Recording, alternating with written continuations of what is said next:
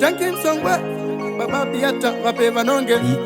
Impact Kings Mr. Sofo Na Baba Ash Pasaka itika wanga usipo Jininda kachengeta simwa natino Ko wewe wakwana papiko Wakuchakunge mulisi wenyaya Wangu kutakwa Kwete wangu wechichaka Sakono mechachwe Pese pawa famba unotaranesha Angu pati pamwe pachu Apazodike Uri wangu kutakwa Kwete wangu wechitaka Sakono mechachwe Pese pawa famba unotaranesha Angu pati pamwe pachu Apazodike Shakwensh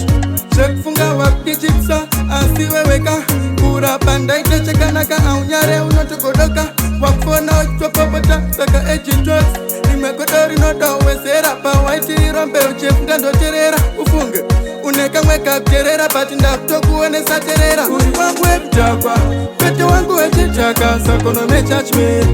Pese pawa famba unotaranesha Angu pati pamwe pachu apazodike Uri wangu webutakwa Kwete wangu wechitaka sakono mechachwe Pese pawa famba unotaranesha Angu pati pamwe pachu apazodike Aiwa ive mwari Shimnedai nasi tisipo uchingoti kupiko Ewa shipiko bati nasi Tiri kudaira meliko shiripa chenotina Siriko Panodari mapandi Panotondi timire light Yo Murimo Fake friends Tatisa vanu wavazirahi Uri wangu webutakwa Kwete wangu wechitaka sakono mechachme Pese pawa famba unotaranesha Angu pati pamwe pachu apazodike Uri wangu webutakwa Kwete wangu wechitaka sakono mechachme Pese pawa famba unotaranesha Angu pati pamwe pachu apazodike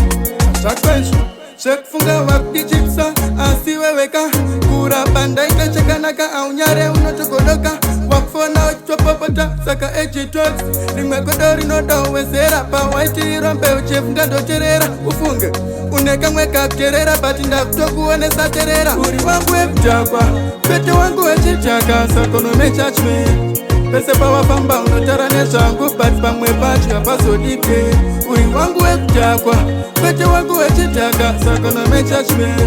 Pese pawa famba unotaranesha Angu pati pamwe pachu apazodike Uri wangu webutakwa Kwete wangu wechitaka sakono mechachwe Pese pawa famba unotaranesha Angu pati pamwe pachu apazodike Uri wangu webutakwa Kwete wangu wechitaka sakono mechachwe Pese pawa famba unotaranesha Angu pati pamwe pachu apazodike Uri wangu webutakwa Kwete wangu wechitaka sakono mechachme Pese pawa famba unotaranesha Angu pati pamwe pachu apazodike Uri wangu webutakwa Kwete wangu wechitaka sakono mechachme Pese pawa famba unotaranesha Angu pati pamwe pachu apazodike